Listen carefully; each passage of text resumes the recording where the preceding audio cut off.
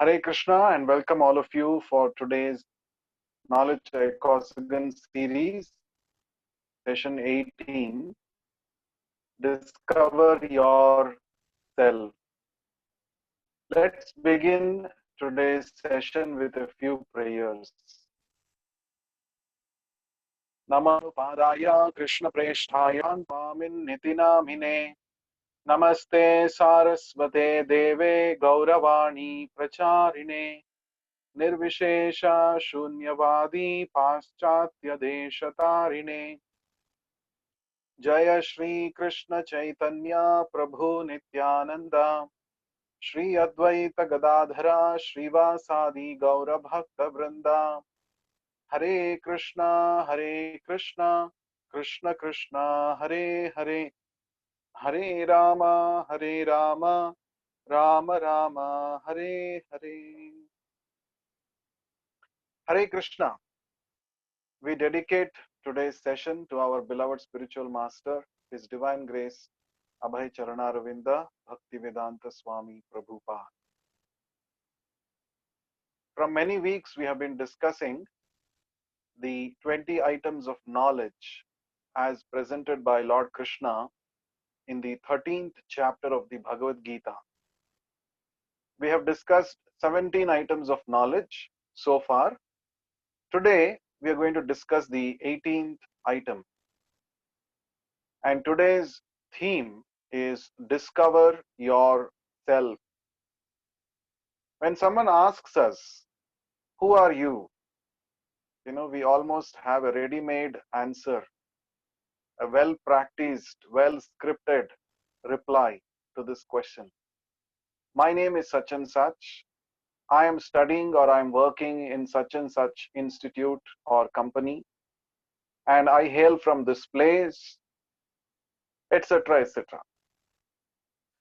But all these things, what we use or what we speak while introducing ourselves, only indicate our circumstances in which we are placed. But the real answer to the question, who am I, is still unanswered or undiscovered. So that is why Bhagavad Gita, which is so important, which is talking about our life, Lord Krishna thought it wise to mention about our real existence, about our real identity in the Bhagavad Gita.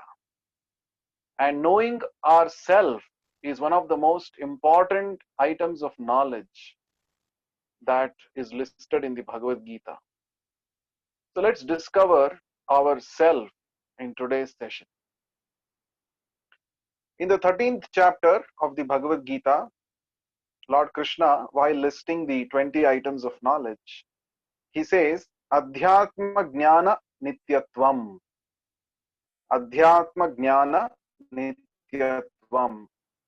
Accepting the importance of self-realization, self-actualization is one of the items of knowledge.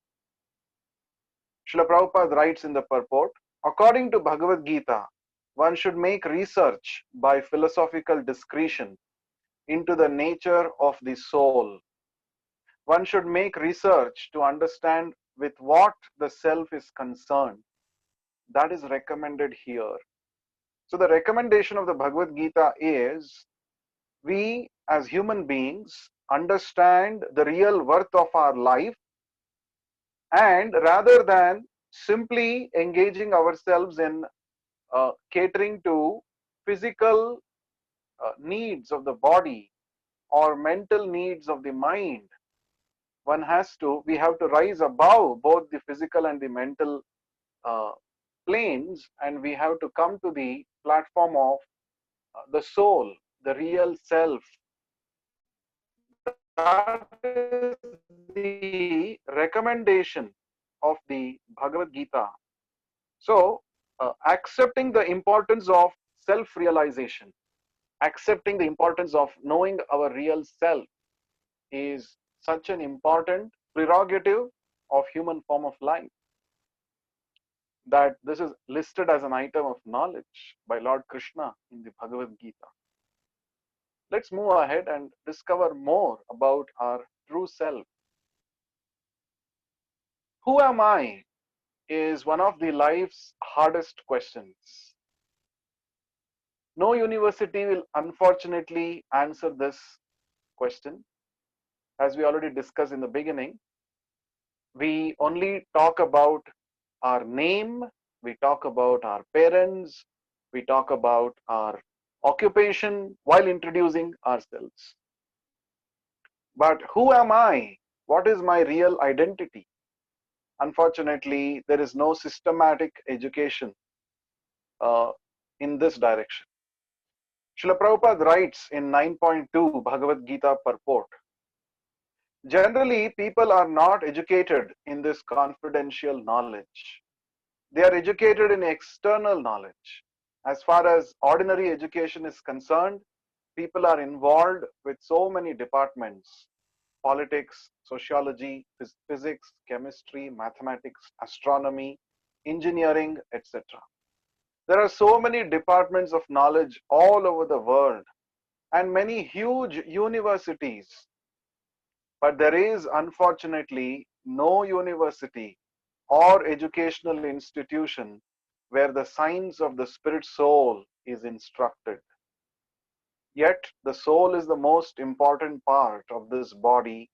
Without the presence of the soul, the body has no value. So, uh, Bhagavad Gita starts with this uh, understanding that we are not this body, we are not the mind, but we are the spirit soul. So Srila Prabhupada says here, this is the most important knowledge, Adhyatma Vidya. Currently, our education system is only concerned about helping us earn a livelihood with which we can buy things, we can, probably, uh, you know, make ourselves a good living. But what is our real identity? Who am I? Am I this bag of flesh, bones, muscles? Am I this? Or am I different from this? This knowledge, unfortunately, is not at all given any importance. For even the modern educators do not know, they are not aware of this fact. But the Bhagavad Gita, being the user manual for life, is giving a special importance to this topic. It's classified as the most important knowledge.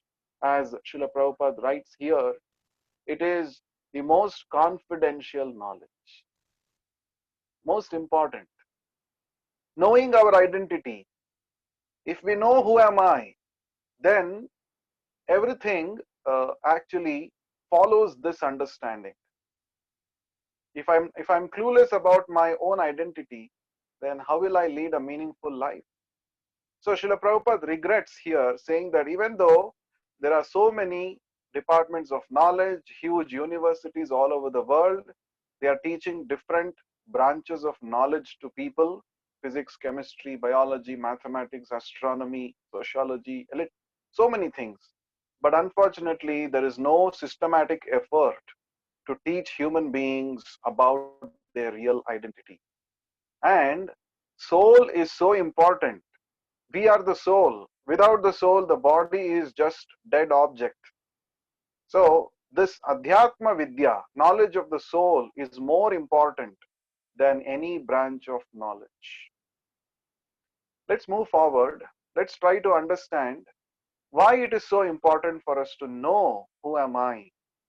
Now, before that, an interesting point that Lord Krishna makes towards the end of the third chapter of the Bhagavad Gita. Lord Krishna talks about something called the hierarchy of the self. This is also present in many Upanishads, like the Katha Upanishad.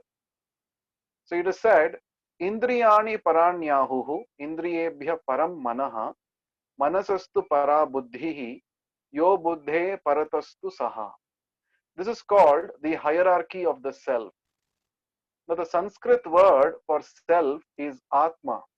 Atma means self, myself. Now, this word Atma has different meanings according to the context in which the word is used. Why it has got different meanings? Because a person, based on the level of his consciousness, can identify himself with different levels of his self, as mentioned here in this shloka. The word Atma could mean senses or body. The word Atma could mean mind to somebody.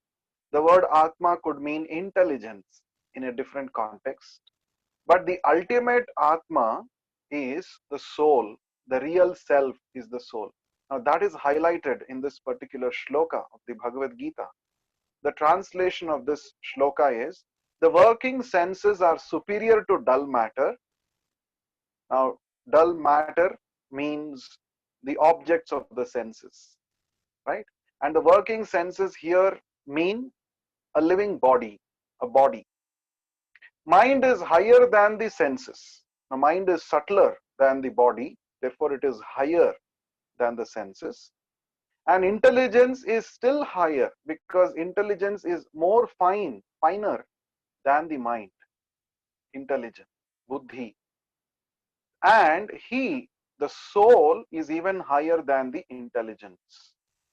Now, if that is explained in the form of an analogy in the Upanishads, through the chariot of the body analogy, you see here in the picture, there are 5 horses. Now, each horse represents one of the 5 knowledge acquiring senses: eyes, ears, nose, skin, and hearing. Eyes, ears, nose, skin, and tongue. Yeah, these are the 5 senses, knowledge acquiring senses, represented by the 5 horses. And then there is the driver who is trying to control or run the chariot. That driver is the intelligence, buddhi. Now, the connection between the senses and the intelligence, that is the chariot and the chariot driver, the ropes, the reins represent the manas or the mind. And the person who is sitting as the passenger in the chariot is the real self or the soul. So now this analogy is an excellent example or a model for self-management. So if the passenger must have a smooth ride, then he must actually have well-trained or well-tamed horses, which translates into regulated senses. And he must also have a trained driver, which again translates into a trained or trained intelligence, a powerful intelligence. That means through this analogy, the Upanishads are explaining to us that don't identify yourself either with the senses or with the driver. These two, the senses, the horses, the driver, and the reins, are all instruments given to you, to the soul, so that the soul can take the best use of them and reach the desired destination. So we are not the senses, the body, or the mind, or the intelligence, but these are all instruments given to the soul, given to us. So it is very clear from this analogy. This is the hierarchy of the self. Now, moving forward, let's see some interesting facts about the self. Now, very interesting question. Why we are not our body? Now, how do you say that we are not the body? Now, there are many logical explanations that we can talk about. Now, you see the first picture on the left. Now, here is a man, a dead man. A person has passed away, okay? And all his relatives have surrounded him, and they're all crying, they are mourning, they're expressing their sorrow upon losing their elderly family member. Now, somebody is saying, the son is saying, my father has gone away, my father has passed away. The wife probably is crying, my husband has passed away, etc. So now the question is, who has passed away? You're saying my father has passed away, but his body is still lying there in front of you. If your father's body is the real person, then why are you crying? His body is just there in front of you. Why are you saying, my father has passed away? Or why is the wife crying, my husband has passed away? Your husband's body is just there lying in front of you. So that means that is the point for us to understand, as Srila Prabhupada explains, that all these days you were thinking that your father's body is the real person, but now at the time of death you realized that since the real person has left the body and gone away, you cannot actually relate with that body as your father. That means the real identity is not the body. It is the soul, it is the driving force which is present within the body and animating the body to perform various activities. And also in the second chapter of the Bhagavad Gita, shloka number 13, Lord Krishna says, Dehinosmin yatha dehe kaumaram yavanam jara tatha dehantara praptihi dhiras tatrana muhyati. Now you can see that in the second image here on the slide. So as a person passes from his birth, from childhood to youth and then to old age.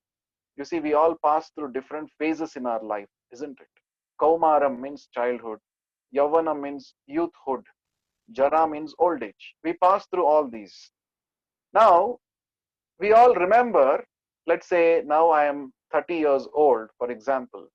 I remember certain things which happened in my life when I was 6 years old or when I was 8 years old. I remember certain things which happened with me. I have those memories. That means I'm the same person. But the body has changed. The body has changed. The body which I had when I was 7 years old, I don't have it anymore. It has changed. You may say the body has grown, but the medical science has also demonstrated that all the cells of our body are replaced with new cells every 7 years. That means you're a new body altogether. You're a new set of cells altogether every 7 years. So the Bhagavad Gita is saying that that which is constantly changing cannot be called as your real identity. In this case, the body. The body is constantly changing. Therefore, body can't be your identity. But that which is constantly present, unchanging, or that which is witnessing all the changes of your body, that is your real identity. So therefore, the soul is our real identity and not the body. Let's move ahead. I think it's clear why we are not the body. It's clear. Now, the Vedanta Sutras, the Brahma Sutras, say that as human beings, we have this special prerogative which no other species of life has. What is that? Athato Brahma Jignasa. Only human beings can question, who am I? What is my identity? See, the animals, they cannot question. They are only pertaining, their activities are pertaining only to eating, sleeping, mating, and defending.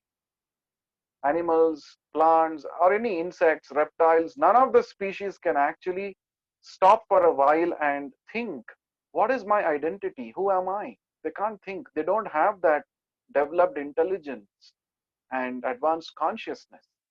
But we human beings, we have got this special prerogative, special ability. And that is why the first, one of the very beginning statements of the Vedanta Sutras is Athato Brahma Jignasa.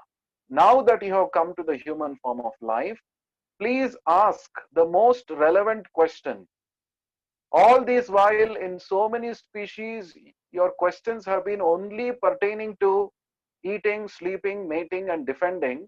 But now that you have come to human form of life, become interested in asking the real question which really matters, and that is called Brahma Jignasa, inquiring about the absolute truth, inquiring about your real identity.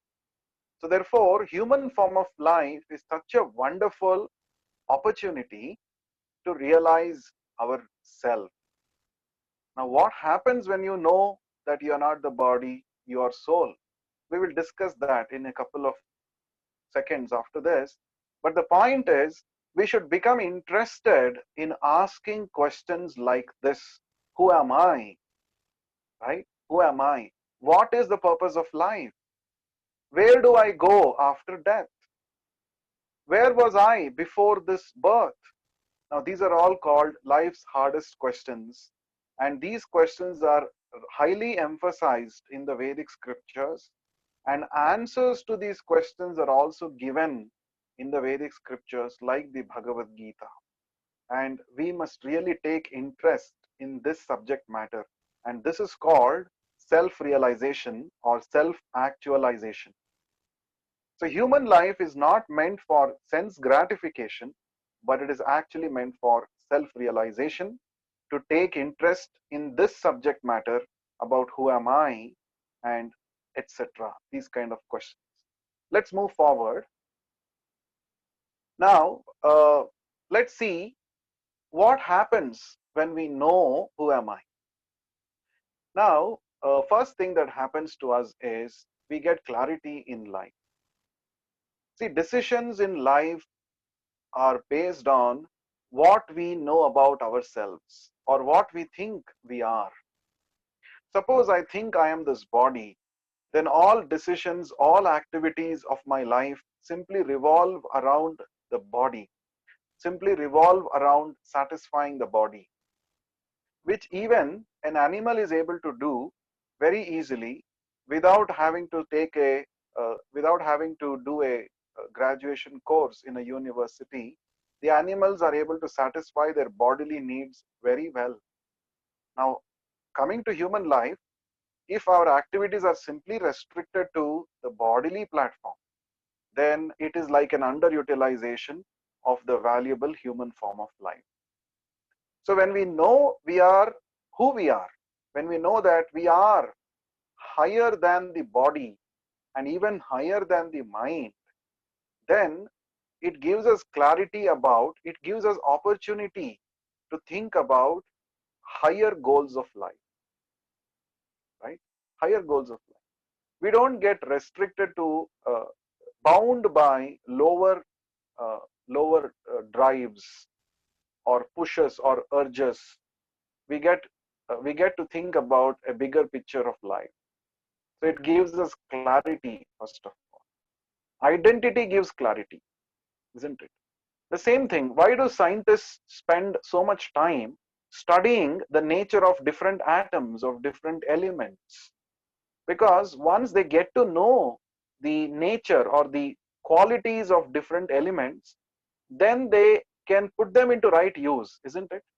Like, for example, uranium, thorium, and many such elements, they have radioactive nature. And when the scientists studied about it, they put them into uses like nuclear reactors, generating nuclear energy, etc. So if you know what is that element and what are its properties, then you can take the best use of it, isn't it? In the same way, we should know what at the core, what is my identity, what is my nature, what are my properties. When I know it, I have full clarity about how to put my life into the best use. So therefore, knowing ourselves will give us clarity in life. Let's move forward. Now, what happens when we misidentify ourselves with our body? Yes, the Bhagavad Gita says it is actually an illusion. Uh, Misidentification with the body is an illusion. Now, because of the illusion, there are many problems which come about. Srila Prabhupada explains this very nicely with an example. Say, for example, you are solving a mathematical problem. Now, in the very first step of the solution, if you make a mistake, then what happens is the mistake continues to get reflected in every subsequent step. And finally, the solution, the final solution that you arrive at will also be wrong, because the same mistake will be reflecting in the solution also. Now, similarly, the basic misunderstanding about ourself, thinking that I am this body, will lead to further and further complications in life. We may do a lot of advancement in science and technology.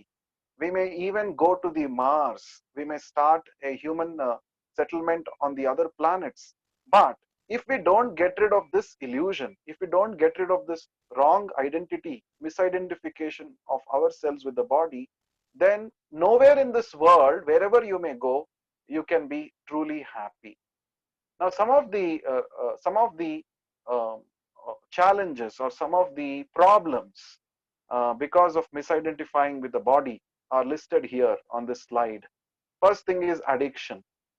If I identify myself with the body and mind, there is a chance that I get addicted to so many things, like it could be drugs, it could be alcohol, it could be anything. Hmm? Something which pleases my senses, I regard those things to be very important, very prominent in life, because I identify myself with the senses or the body. So addictions can happen, and addictions can take us a very, it can take the toll out of our life. It can actually, it can actually suck our energy and make us very, very uh, upset or frustrated in the long run. Second is we get dictated by sensual and mental urges. There are many urges which the body and the mind produce. But if we misidentify ourselves with the body and mind, we think that these urges are very important and I should go ahead and satisfy these urges. That means there is no question of trying to tolerate the urges. Because if I think I am the sense, I am my body, then all the thing that the body urges me to do, I feel that it should be done immediately. So instant gratification. And when we get into this mindset of instant gratification, then it becomes uncontrolled. We really don't know what we are doing. And so that's like exactly a untamed animal. That's like an animal civilization. That is why without spiritual knowledge, human civilization is simply a polished animal civilization. This is what Srila Prabhupada used to say. And then lastly, your freedom of choice is curtailed. As I said, you get stuck with the bodily and mental urges. You get busy with satisfying your body, and you feel, means it's actually a kind of getting bound to the body, getting dictated by the body and mind. So there is no freedom or there's no liberation. All of us want to be free, but real freedom can come only when we stop identifying ourselves with the body and mind, only when we come onto the spiritual platform. As Lord Krishna says in the 18th chapter of the Bhagavad Gita, Brahma Bhuta Prasannatma na shochati na kankshati samasarveshu bhuteshu madbhaktim labhate param. Lord Krishna says, when you come to the spiritual platform, when you understand you are beyond this body and mind, only then you can become prasannatma, you can become joyful. Because being happy is a symptom of real independence. When we become free from bodily identification, our real independence, soul's real freedom can be expressed. And that comes out in the form of happiness, joy. So we become actually liberated when we become free from the misidentification. And the result of that is na shochati na kankshati. We do not fall into the trap of lamentation, and we do not fall into the trap of desire, hatred, all of these things. We become free from those things, and that is real freedom.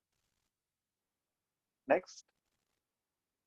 So how do we actually come and live on the spiritual platform?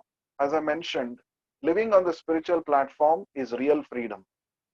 Getting free from the shackles of bodily identification is real freedom. That is why when this historical conversation happened between Srila Prabhupada and his spiritual master, His Divine Grace Bhakti Siddhanta Saraswati Thakur. At that time, Srila Prabhupada was a young man. He was called as Abhay Charan. One of his friends brought him to Bhakti Siddhanta Saraswati Thakur. Abhay was into national movement, freedom movement at that time.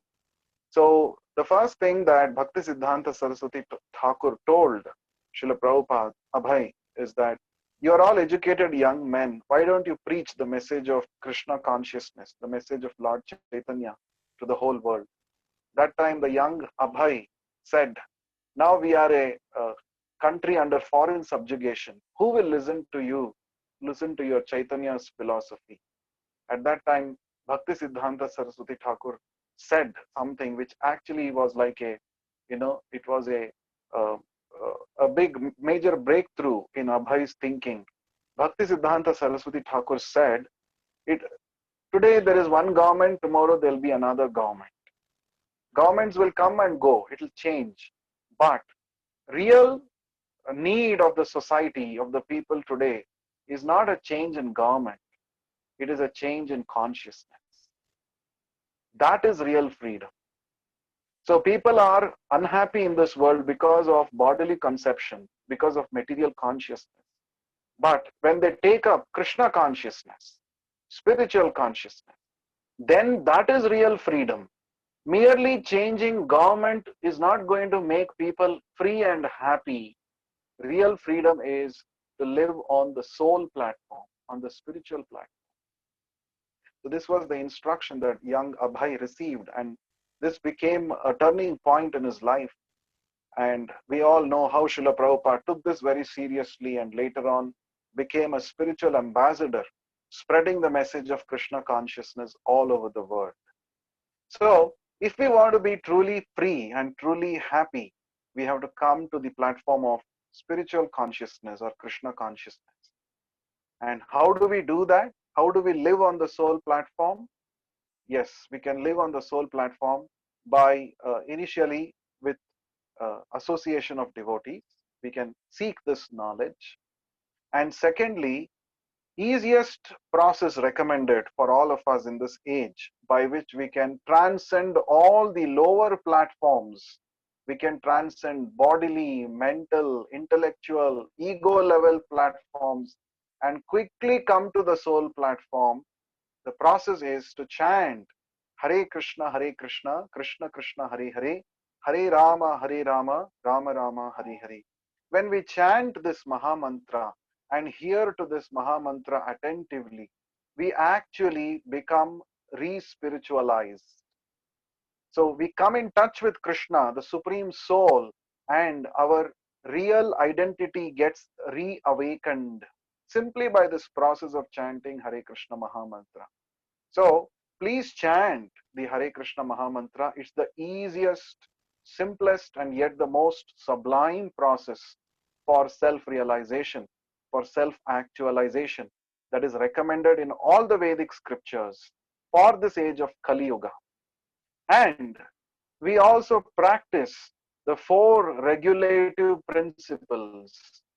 No meat eating, no intoxication, no gambling, and no illicit sex. By following principles, we can slowly become free from the bodily consciousness, bodily misidentification. And then when we chant the Hare Krishna mantra along with this, we get promoted to the spiritual platform. So in this way, it's very easy in this age of Kali that we simply chant the holy names of Krishna and follow the 4 regulative principles. We can easily live on the soul platform and experience real freedom or real liberation. Liberation is not something which you will get only after death. No. A person who practices the chanting of the Hare Krishna mantra and keeps himself away from the sinful activities can actually experience a great amount of freedom even while living in this material world with this material body. So with this, we come to the end of today's session, and now we shall chant the Hare Krishna Maha Mantra 3 times together. I hope all of you are doing it regularly every day. We shall chant the Panchatattva Mantra 1 time and then the Hare Krishna Maha Mantra 3 times.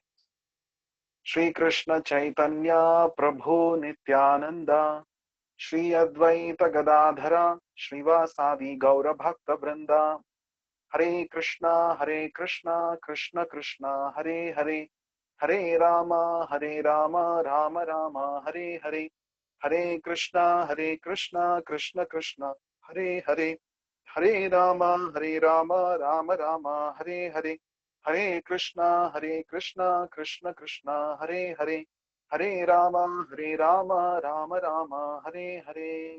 Request all of you to please chant the Hare Krishna Mahamantra every day, at least 108 times. There are no hard and fast rules for the process of chanting. Anybody can chant anytime, anywhere, and instantly get connected with the Lord and thus reawaken ourselves to our original spiritual consciousness. Thank you all for giving your valuable time and being part of this session. We will meet again in the next session.